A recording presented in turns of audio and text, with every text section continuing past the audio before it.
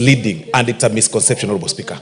Because people should know that this is a report. I mean, this is a process where Article 113, Honorable Speaker, of the Constitution directs and guides us that where the bicameral parliament of the Senate and the National Assembly, Honorable Speaker, have divergent views in terms of allocation of these funds, then a mediation committee is formed to fit this purpose. So those people who've been moving around, Honorable Speaker, slandering and telling lies to the members of the public that the honorable members of parliament are fighting devolution, are misleading the members of public. But even then, Honorable Speaker, we live in very interesting times. The county government seeking to have 400 billion is not a bad idea, because after all, Honorable Speaker, we passed this constitution that we have devolved units get a good amount of money to have the resources taken back to the villages or back to Mwananchi, back to the counties, Honorable Speaker. That is not a bad thing. But also, we also need to live in reality. We need to live in reality of time. We need to live and be practical of what happens, what is happening in the country. We all live in this country and know the status of our economy. Know very well that upon what happened in June, Honorable Speaker, when we passed the finance bill here, then it clearly means that we couldn't meet our revenue target, Honorable Speaker, and it couldn't be practically possible to allocate the counties all the funds that they wanted, Honorable Speaker. So this committee has really tried and overstretched themselves to even raise it to such an amount at 24%, to raise it at 387 billion, Honorable Speaker. But even then, we then need to ponder ourselves and sit and ask ourselves these very pertinent questions, Honorable Speaker. Where does this money go to? It is going to the counties. It is not the first time these funds are going to the counties. Every county has received funds, all since 2013, Honorable Speaker, to date. But where does this money go to, Honorable Speaker? Where does it go to? It is the president the other day, Honorable Speaker, and in copying the Honorable Oudo's words, Honorable Speaker, the president was here while reading his speech. He talked about corruption. If there is a place that we need to fight corruption, it's actually in the county governments. If there is a place there is high level of corruption that is massaged, that is, I mean, we have created demigods, Honorable Speaker, in the name of their excellencies. It's a very bad thing that you move from county to county, you'll hear very unique problems, Honorable Speaker. Where is this obsession of them even fighting for fuel levy coming from? That you've got it, you have enough, you have money, you have some counties receive up to 13 billion. This is now, we are talking about 307 billion in the entire country for under the shared revenue, but you are again here fighting for RMLF, which is less than 10 billion. I mean, what kind of gluttonous mindset is this, Honorable Speaker? This is pure greed. You're all over going to court and saying, you know, these members of parliament are getting 100 million. I mean, really. And majority leader, Honorable Speaker, and spoke very well and stated facts that when you go to their compounds, Honorable Speaker, they have 12 bodyguards guarding their homes. Then they have guys carrying rungus in the name of, they're called, in the name of Kanjo, Honorable Speaker. I mean, they are guarding them. So Raia can hardly reach them.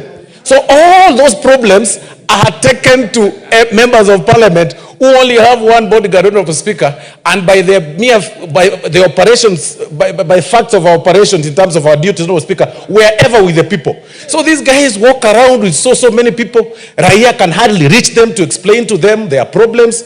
I mean, there are no medicines in hospitals, Honorable Speaker. They are now sabotaging every health system. They cannot build classrooms, Honorable Speaker.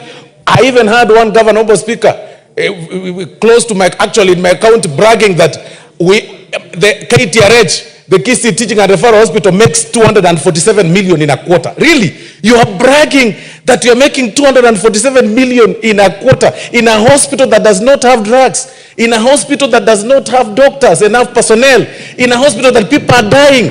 I mean, really, why are people attracting? Why are people attracting casters, Honorable Speaker? I mean, let's ask ourselves this question, Honorable Speaker.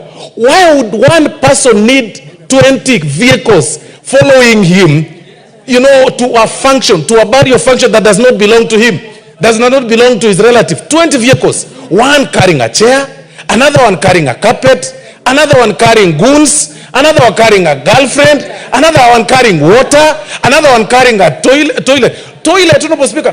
How this toilet, what is their toilet special? How do, Honorable Speaker, this is very painful. Kenyans are suffering. Kenyans are suffering under this devolution. The intention of devolution, Honorable Speaker, was to help. The intention of devolution, Honorable Speaker, was to help and devolve functions back to the villages. But today, professionals or professions are being killed. Doctors who've gone to school for several years cannot even get promotions. They are being frustrated when they raise issues in their, through their society groups and their, when they raise through their unions, Honorable Speaker. They are threatened. They are fired. They are transferred. I know of one doctor, Honorable Speaker, who is a dentist, Honorable Speaker, because they couldn't agree with the governor, Honorable Speaker, over the affairs, because she sits in a union. I mean, he sits in a union, Honorable Speaker. He was transferred to a village clinic, Honorable Speaker, to a dispensary where he can't practice his practice. He can't do his dental work, Honorable Speaker, just because it questioned the governor over the operations of the county. Honorable Speaker, it is very painful. It is sad. It is very, very sad. Some are actually building their offices, taking a lot of money. Some have even abandoned their offices. They are working from the stadiums. Others have converted their homes to be small state houses where they hold meetings until night. It is a sad situation. And we are calling upon EACC, even as we seek to approve the nominee for the CEO position, that it is about time you start arresting some of these governors. It is about time you start arresting some of these thieves in the name of their excellencies. In fact, those terms do not belong to them. Those are their excellency thieves, Honorable Speaker. There is no other better term we can call those guys, because we are sending 307 billion, but you'll need a microscope to see what it does. You will need a microscope to see a classroom. You will need a microscope to identify ECD class. It is a sad situation. I speak with a lot of pain, Honorable Speaker, because we have seen how people are suffering in the villages. We've seen what they do, Honorable Speaker, is to use this money to pay goons. They draw this money, some from their own source revenue, to pay goons, to attend functions, to clap for them. What kind of silly attitude is this? It is just too bad, Honorable Speaker, but I beg to support the report. I hope they will be arrested someday. I just hope they will be arrested someday. Thank you very much, Honorable Speaker. The Honorable Member for Baringa, what's your point of information? Honorable. Our whip has really put it very well. You are not on record. Honorable Speaker, the whip has just spoken very eloquently about how these governors show uplands and even actually running in convoy. You're on a point of information. Just give us the information. Yeah, he had mentioned about, I heard him talking about, he had seen some governors traveling in a convoy about 50, 60. I just want to inform you that there was a video going around about the governor of Narok going in a convoy about 700 cars, using public money to go and open a project being funded by a partner called AMREF. That is our governors for you, Madam Speaker. Yes. 700 cars. Honorable Chematia, proceed. Thank you so much, Madam Speaker. From the onset, I want to support this report on division of revenue. And I must say, it took time for the two houses to conclude this report, but it is one report that is going to give counties a reprieve at these trying times and very hard economic times. Madam Speaker, I also sit in the budget, and I am aware that in June this year, we were not able to pass our finance bill as needed for us to do it. And that has shown a lot of deficit, specifically in management of revenues and monies that goes to the counties. I want to say, in my opinion, the drafters of the Constitution had a lot of hope, but at the same time, they also didn't have proper information on how should we elect our governors. Madam Speaker, the money is not a problem. Today we have agreed through the division of revenue that 387 billion is going to be dispersed to the counties. This money, I want to pray that we are going to be able to collect and we are able to disperse this money within good time so that the counties will be able to deliver services. But I think, just like most of members have said, we got it wrong from the onset. The mode of electing our governors. These are managers of counties. I don't think it was good for the constitution to subject governors to elections. Because subjecting them to elections means it is the competition versus the resources that someone has.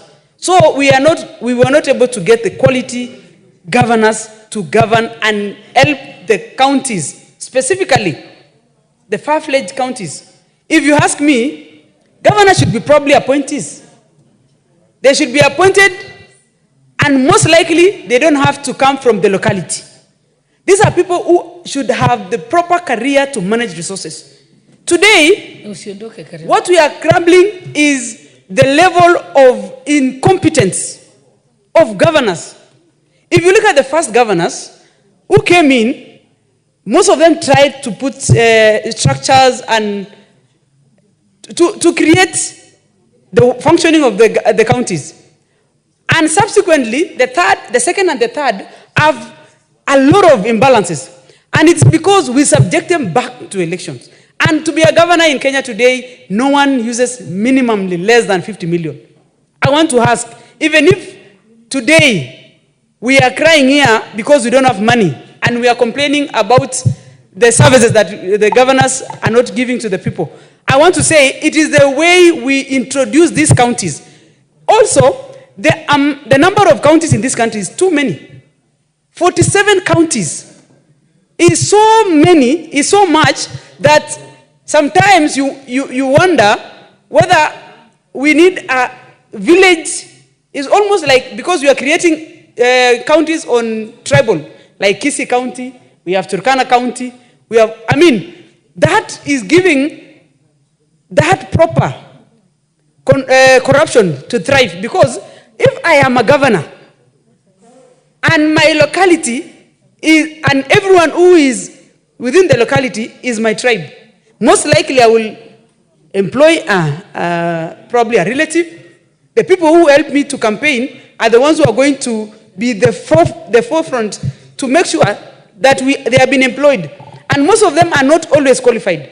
So we ended up creating small dynasties that is so much embezzling the resources of the people. And more so, it was also the